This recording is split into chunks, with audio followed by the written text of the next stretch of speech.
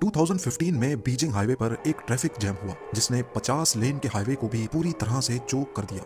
1980 में French auto root highway पर traffic jam इतना शदीद था कि 175 किलोमीटर तक गाड़ियां फंसी रहीं। पेरिस से लेकर लियो तक इस ट्रैफिक जैम को क्लियर होने में कई दिन लग गए थे। इसी तरह ब्राजील, जर्मनी और अमेरिका समेत दुनिया के कई हिस्सों में ट्रैफिक जैम होते रहे हैं, जहां गाड़ियां 12 दिन तक भी फंसी रहने की खबरें मिली हैं। पर आज मैं जिस ट्रैफिक जैम के बारे में बात करूंगा वो जानकर यकीनन आप भी हैरान होने वाले हैं। ये ट्रैफिक जैम कुछ दिन, हफ्तों या महीनों का नहीं बल्कि हैरतअंगेज तौर पे पूरे 8 सालों तक चलता। नाजरीन, दुनिया का सबसे लंबा और सबसे मुश्किल ट्रैफिक जैम सुइज कैनाल में पेश आया था, जहां शिप्स और उनमें मौजूद हजारों क्रू मेंबर्स अगले 8 सालों तक बुरी तरह से फंसे रहे। हाईवेज और एक्सप्रेसवेज पर ट्रैफिक जैम खुलवाने के लिए ज्यादा से ज्यादा कई दिन लग सकते हैं, लेकिन सुइज कैनाल में होने वाले जैम को खुलवाना किसी के बस की बात ही नहीं थी। आइए इतिहास के इस अनोखे और सबसे लंबे अरसे तक चलने वाले ट्रैफिक जैम की इंटरेस्टिंग स्टोरी जानते हैं।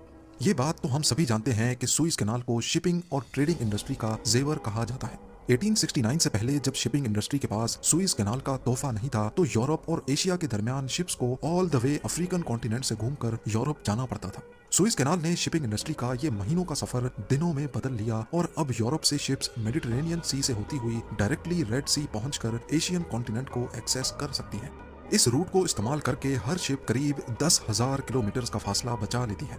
इसके अलावा अफ्रीकन वाटर्स में कई पायरेट गैंग्स यहाँ से गुजरने वाली शिप्स को लूट लिया करते थे, जिनमें सोमालियन पायरेट्स और वेस्ट अफ्रीकन पायरेट्स काफी फेमस हैं। ये पायरेट्स शिप्स को जबरदस्ती रोककर करोड़ों डॉलर्स का माल लूट लिया करते थे और क्रू को होस्टेज बनाकर अपनी मांगें भी पूरी करवाते थे।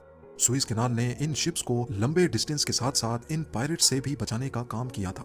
ये वाकया है 5 जून 1967 का, जब सुबह सवेरे 15 कार्गो शिप्स सुइज कैनाल की मेडिटेरेनियन साइड से एंटर होती हैं। नॉर्मली शिप्स को ये कैनाल क्रॉस करने में 12 घंटे लगते हैं, लेकिन आज इनका ये घंटों का सफर सालों तक लंबा होने वाला था। इस बात की भनक इनको जर्रा बराबर भी नहीं थी। ये वो दौर था जब इजिप्ट और इजराइल के दरमियान पहले से ही कुछ टेंशंस चल रही थीं और दोनों पड़ोसी एक दूसरे के खिलाफ जंग की तैयारियां कर रहे थे। अब मैप पे देखा जाए तो ये लाइन इजराइल और इजिप्ट का बॉर्डर है। इस बॉर्डर से सुइज कैनाल बहुत दूर है, करीब 200 किलोमीटर दूर। इस पूरे हिस्से को साइनाई पेनिनसुला भी कहा जाता है।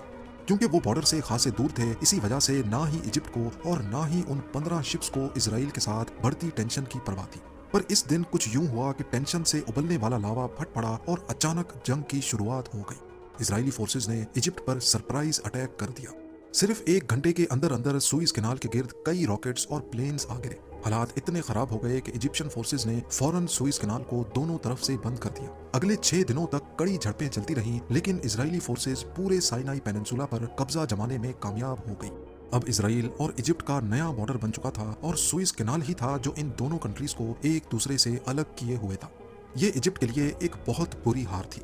इजरायली फोर्सेस कैनाल को क्रॉस करके मजीद आगे ना बढ़े, इसलिए इजिप्ट ने सुइज कैनाल की दोनों साइड पे कश्तियां खड़ी कर दी, अपने ब्रिजेस खुद ही तबाह कर दिए और पूरे कैनाल में जगह जगह माइंस इंस्टॉल कर दी। ऐसा करने की सिर्फ एक ही वजह थी कि इस कैनाल को इजराइल के साथ साथ कोई भी इस्तेमाल ना कर पाए।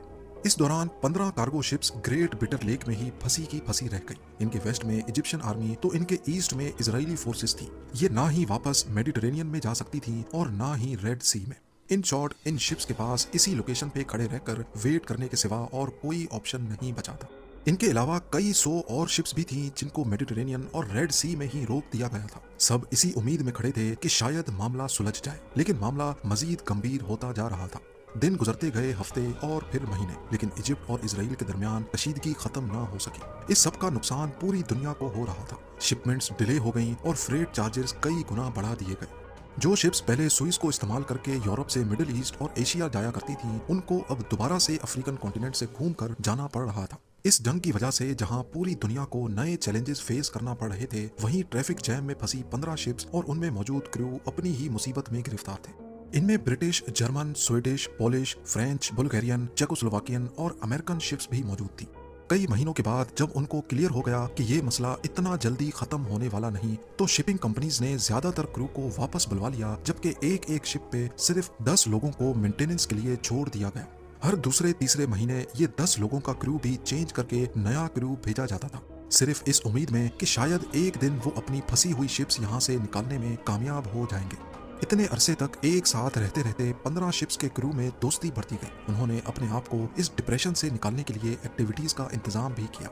जर्मन शिप पे एक छोटा चर्च खोला गया जहां हर संडे को सारे क्रिश्चियंस जमा होते थे। बुल्गारियन शिप पे हर रोज मूवी नाइट का बंदोबस्त किया जाता। स्वीडिश शिप पे पूल पार्टीज और ब्रिटिश शिप पे फुटबॉल खेली जाती थी। हत्ता कि उन्होंने यहीं बिटर लेक के बीचों बीच ओलंपिक गेम्स भी करवाई थी, जिसको बिटर लेक ओलंपिक्स 1968 का नाम दिया गया था। एक के बाद एक साल गुजरते जा रहे थे, लेकिन ये शिप्स एक ही जगह पर खड़ी रही। आखिरकार एक वक्त ऐसा आया कि इनके ऊपर मिट्टी की लेयर जम चुकी थी। क्योंकि ये न्यूट्रल शिप्स थीं और इनका इस लड़ाई से कोई लेना देना नहीं था, इसी वजह से इनको खाना पीना पहुंचाने के लिए ना ही इसराइल को एतराज था और ना ही इजिप्ट को। 6 सालों के बाद 1973 में ये जंग एक बार फिर से शिद्दत इख्तियार कर गई, लेकिन इस बार हमले की शुरुआत इजिप्ट की तरफ से हुई। इजिप्ट अपनी पूरी ताकत के साथ साइनाई पेनिनसुला में घुसा और इजरायली फोर्सेस को काफी अंदर धकेल दिया। दोनों तरफ से भरपूर हमले किए गए, लेकिन इस बार एक इजरायली रॉकेट ना चाहते हुए भी फंसी हुई अमेरिकन शिप पे आ लगा और वो तबाह होकर डूब गई। हफ्ता चलने वाली ये लड़ाई दोनों तरफ हजारों कैजुअल्टीज का बायस। आखिरकार 24 अक्टूबर 1973 को दोनों के दरमियान सीज फायर एग्रीमेंट हुआ और दोनों कंट्रीज ने अपने अपने ट्रूप्स वापस बुलवाना शुरू कर दिए। 6 सालों तक चलने वाली जंग तो अब खत्म हो चुकी थी, लेकिन ट्रैफिक जैम में फंसी शिप्स के लिए जैसे अभी तक जंग चल रही हो। इन 6 सालों में सुइज कनाल के अंदर बोट्स, शिप्स, प्लेन्स और रॉकेट्स का मलबा बिखर चुका था। इसके अलावा यहाँ इजिप्ट ने माइंस भी इंस्टॉल कर रखी थी। इसी वजह से शिप्स का यहाँ से निकलना अभी भी मुमकिन नहीं था। सुइज कनाल को अच्छी तरह साफ करने में इजिप्ट को अगले 2 साल लग गए। 5 जून 1975 वो दिन था जब सुइज कनाल को 8 सालों के बाद खोला गया। इतने लंबे अरसे तक साथ रहने के बाद 14 शिप्स का अब सुइज कनाल छोड़ने का वक्त आखिरकार आ चुका था। ये जब वापस अपनी कंट्रीज में पहुंची तो इनका खूब धूमधाम से इस्तकबाल किया गया। पूरे 8 सालों तक बंद रहने के बाद सुइज कनाल में ट्रैफिक दोबारा से बहाल होने लगी। इतनी बड़ी ट्रैफिक जैम हिस्ट्री में ना ही पहले कभी हुई थी और ना ही इसके बाद आज तक हुई है। दूसरी तरफ इजिप्ट और इसराइल के रिलेशंस बेहतर होते गए। इसराइल ने पूरा साइनाई पेनिनसुला इजिप्ट को वापस कर दिया और इजिप्ट वो पहली अरब कंट्री थी जिसने इसराइल को रिकॉग्नाइज किया।